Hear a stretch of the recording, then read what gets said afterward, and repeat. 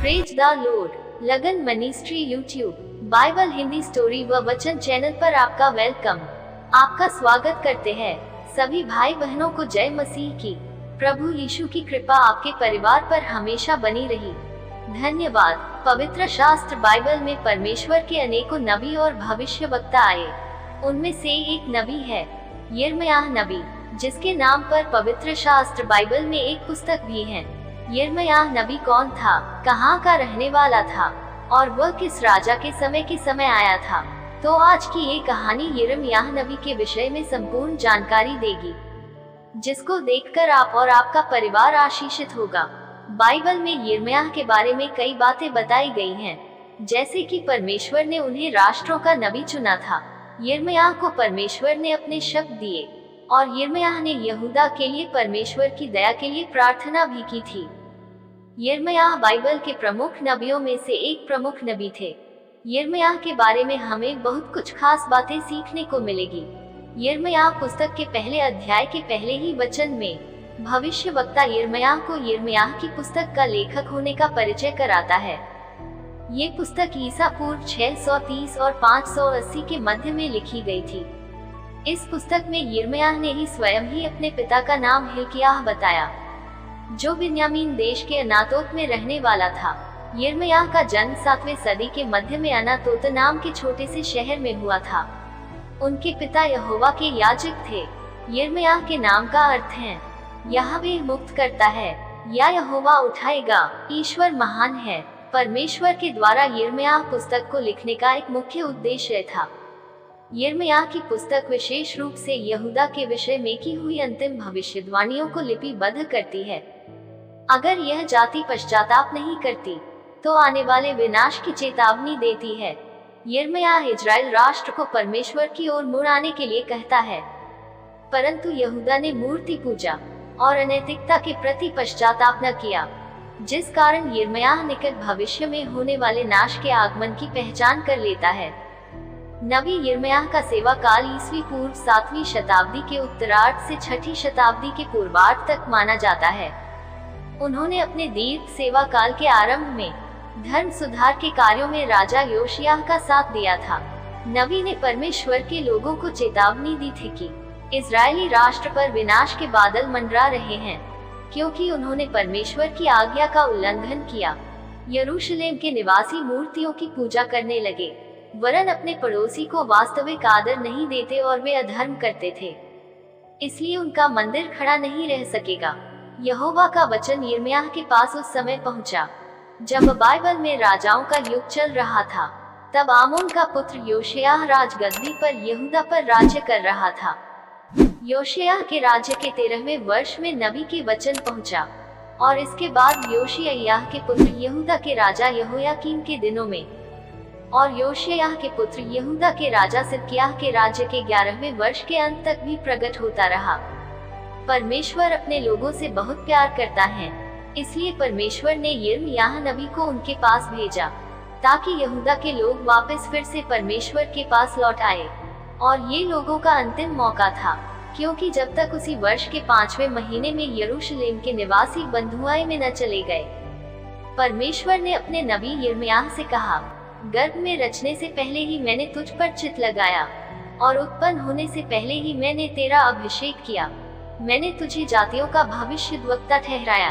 तब मैंने कहा, हाय प्रभु यहोवा, देख, मैं तो बोलना ही नहीं जानता, क्योंकि मैं लड़का ही हूँ।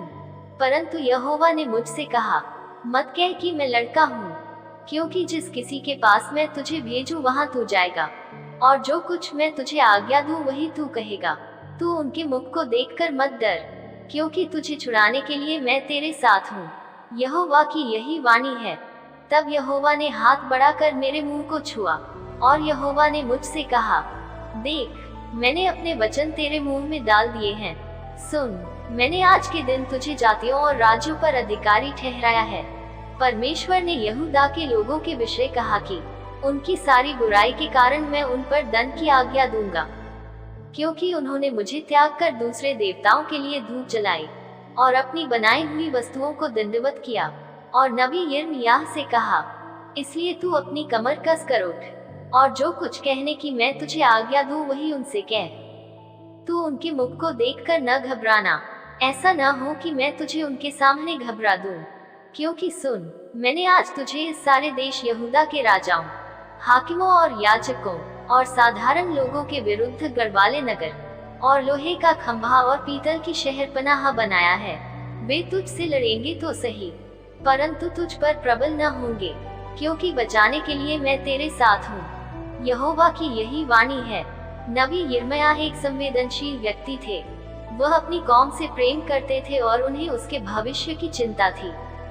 वह अपने लोगों के लिए ऐसे अशुभ वचन अपने मुख से निकालना पसंद नहीं करते थे और उन्हें मानसिक कष्ट होता था कि वह परमेश्वर के नबी हैं।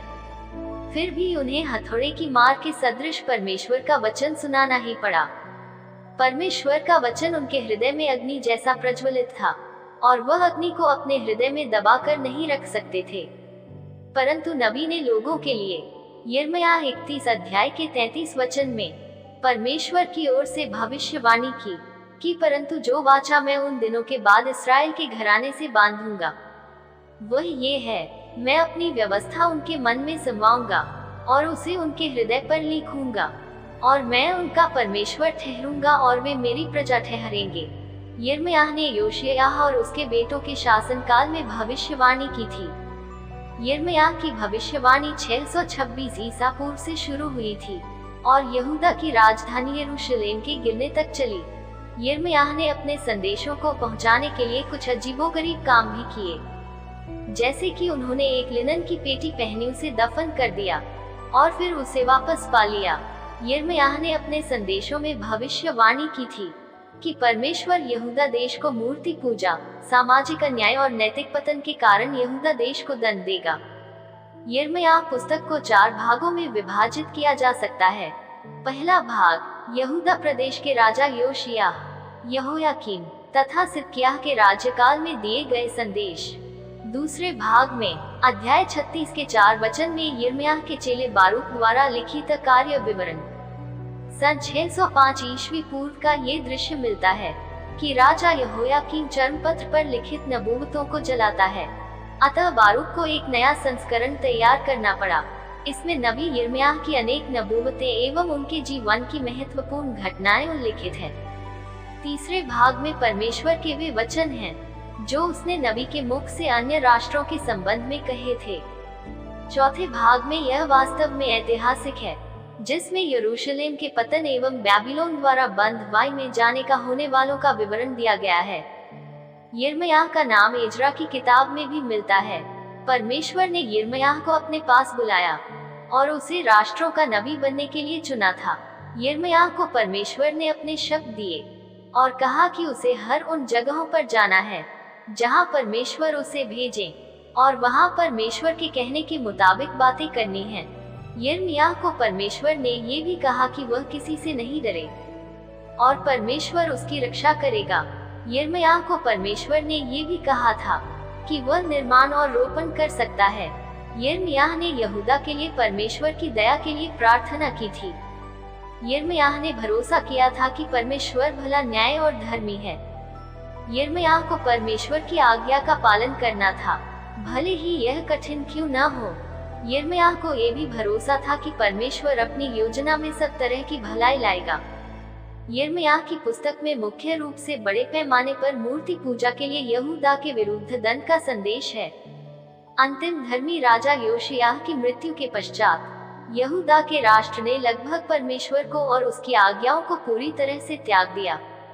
यिर्मयाह 2 का 20 और 3 का 1 से 3 वचन में यिर्मयाह यहूदा की तुलना एक वेश्या के साथ करता है।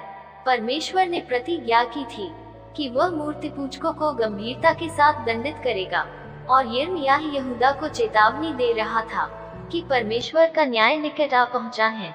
परमेश्वर ने यहूदा को असंख्य अवसरों पर नष्ट होने से छुटकारा दिया, परंतु अब उसकी दया का अंत हो रहा था। जिस समय योशिय्याह राजा था तो उसने इस्राएल से मूर्तियों को हटाना शुरू कर दिया। यिर्मयाह ने इस्राएलियों से कहा कि वे बुरे काम करना बंद कर दें। उसने कहा, दूसरे देशों के लोग जिन देवी देवताओं की पूजा करते हैं वे सब झूठे हैं। लेकिन फिर भी इसराइलियों को सच्चे परमेश्वर यहोवा के बजाय मूर्तियों की पूजा करना ज्यादा पसंद रहा। जब यिर्मयाह ने लोगों को बताया कि उनके इस बुरे काम के लिए यहोवा उन्हें सजा देगा, तो वे उस पर हंसने लगे। साल पर साल बीतते गए। राजा योशिय्याह की मौत हो गई। 3 महीने बाद उसका बेटा यहोयाकीन राजा बना। इस दौरान भी यिर्मयाह लोगों से कहता रहा, अगर तुम लोगों ने बुरे काम करने बंद नहीं किए तो यरूशलेम खाक में मिल जाएगा। इस पर एक दिन याजकों ने यिर्मयाह को पकड़ लिया और उससे कहा, इन सब बातों के कहने के कारण हमें तुमको जान से मार डालना चाहिए। फिर उन्होंने इस्राएल के अधिकारियों से कहा, यिर्मयाह को मौत की सजा दी जानी चाहिए, क्योंकि उसने हमारे शहर के और हमारे खिलाफ बोला है। अब यिर्मयाह क्या करेगा? क्या वह डर गया? बिल्कुल नहीं। उसने सीना ठोककर सबसे कहा, ये सारी बातें बताने के लिए यहोवा ने मुझे तुम्हारे पास भेजा है। अगर तुमने बुरे काम करने बंद नहीं किए तो यहोवा यरूशलेम का जरूर नाश कर देगा। और कान खोलकर सुन लो, अगर तुमने मुझे मार डाला तो तुम एक निर्दोष आदमी की जान ले रहे होगे। ऐसा सुनकर अधिकारियों ने यिर्मयाह को जिंदा छोड़ दिया, लेकिन इस्राएलियों ने बुरे कामों को करना नहीं छोड़ा। यिर्मयाह 23 अध्याय का 40 वचन में परमेश्वर ने कहा कि मैं तुम्हें त्याग कर अपने सामने से दूर कर दूंगा, और मैं ऐसा करूंगा कि तुम्हारी नामधराई और अनादर सदा बनी रहेगी और कभी भूली न जाएगी। तो क्या ये सारे वचन सत्य हुए? जी हाँ, ये सारे वचन यिर्मयाह के 52 अध्याय में सत्य होते हैं, जहाँ लिखा है, निश्चय यहोवा के कोप के कारण यरूशलेम और यहूदा की ऐसी दशा हुई कि अंत में उसने उनको अपने सामने से दूर कर दिया। सिदकिय्याह ने बाबुल के राजा से बलवा किया। उसके 9वें वर्ष के 10वें महीने के 10वें दिन को बाबुल के राजा नबूकदनेस्सर ने अपनी सारी सेना लेकर यरूशलेम पर चढ़ाई कर दी, और उसने उसके पास छावनी करके उसको चारों ओर घेर लिया। और वह नगर राजा सिदकिय्याह के 11वें वर्ष तक घिरा रहा। चौथे महीने के 9वें दिन तक उस नगर में महंगी यहाँ तक बढ़ गई कि लोगों के लिए कुछ रोटी न रही। राजा नबूकदनेस्सर ने यरूशलेम पर हमला करके उसे लूट लिया। तब नबूकदनेस्सर उन्हें गुलाम बनाकर अपने साथ बाबुल ले गया। हालेलुया। इतना कुछ होने के पश्चात हमारे मनों में परमेश्वर की एक गलत छवि बनती है, लेकिन परमेश्वर ऐसे नहीं हैं। यहाँ तक कि ऐसे गंभीर दंड के दिए जाने के पश्चात परमेश्वर यहूदा की पुनर्स्थापना अर्थात बहाली की प्रतिज्ञाएं उसी भूमि में करने की कहता है। यिर्मयाह 29 का 10 से 14 वचन में यहोवा यो कहता है कि बाबुल के 70 वर्ष पूरे होने पर मैं तुम्हारी सुधि लूंगा और मैं तुम्हें इस स्थान में वापस लौटा ले आऊंगा, क्योंकि यहोवा की यह वाणी है कि जो कल्पनाएं मैं तुम्हारे विषय करता हूँ उन्हें मैं जानता हूँ, वे हानि की नहीं वरन कुशल ही की हैं, और अंत में तुम्हारी आशा पूरी करूंगा। तब उस समय तुम मुझको पुकारोगे और आकर मुझसे प्रार्थना करोगे, तब मैं तुम्हारी सुनूंगा। तुम मुझे ढूंढोगे और मुझे पाओगे भी, क्योंकि तुम अपने संपूर्ण मन से मेरे पास आओगे। मैं तुम्हें मिलूंगा, यहोवा की यह वाणी है, और बंधुआ इसे लौटा ले आऊंगा, और तुमको उन सब जातियों और स्थानों में से जिनमें मैंने तुमको बरबस निकाल दिया था, तुम्हें इकट्ठा करके इस स्थान में लौटा ले आऊंगा जहाँ से मैंने तुम्हें बंधुआ करवा के निकाल दिया था। और परमेश्वर के ये सारे वचन पूरे होते हैं। यिर्मयाह नबी ने 23 का 5 से 6 वचन में आने वाले मसीह अर्थात यीशु मसीह के प्रति की गई भविष्यवाणी को भी लिखता है। भविष्यद्वक्ता उसे दाऊद के घराने से आने वाली एक डाली, एक ऐसे राजा के रूप में वर्णित करता है जिसका राज्य बुद्धि और धार्मिकता के साथ होगा। यह मसीह ही है जिसे अंत में इस्राएल के द्वारा अपने सच्चे मसीह के रूप में पहचान लिया जाएगा, और वह अपने चुने हुओं के लिए उद्धार का प्रबंध करेगा। परमेश्वर के ऐसे सच्चे दास से हमें भी अच्छी शिक्षा मिलती है, जिसे रोने वाला या विलाप करने वाला नबी बोला गया, जो अपने लोगों से प्रेम करता था और वह उनको बचाने के लिए परमेश्वर के सामने रो रो कर प्रार्थना करता। लोगों को परमेश्वर के वचन को सुनाने के लिए भविष्यद्वक्ता यिर्मयाह को बहुत अधिक कठिनाई का सामना करना पड़ा। यिर्मयाह यहूदा से प्रेम करता था, परंतु वह परमेश्वर को उससे भी कहीं अधिक प्रेम करता। अपने स्वयं के लोगों के ऊपर निरंतर दंड के संदेश को दिया जाना। यिर्मयाह के लिए कितना अधिक पीड़ा से भरा हुआ रहा होगा। जो कुछ परमेश्वर ने उसे करने और कहने के लिए कहा, उसके प्रति यिर्मयाह विश्वास योग्य बना रहा। यिर्मयाह ने यहूदा के लिए परमेश्वर की दया को पाने के लिए प्रार्थना और आशा की, परंतु साथ ही उसने भरोसा किया कि परमेश्वर भला, न्याय और धर्मी है। हमें भी परमेश्वर की आज्ञा का पालन हमेशा करनी चाहिए, चाहे कितनी भी कठिनाई क्यों न हो।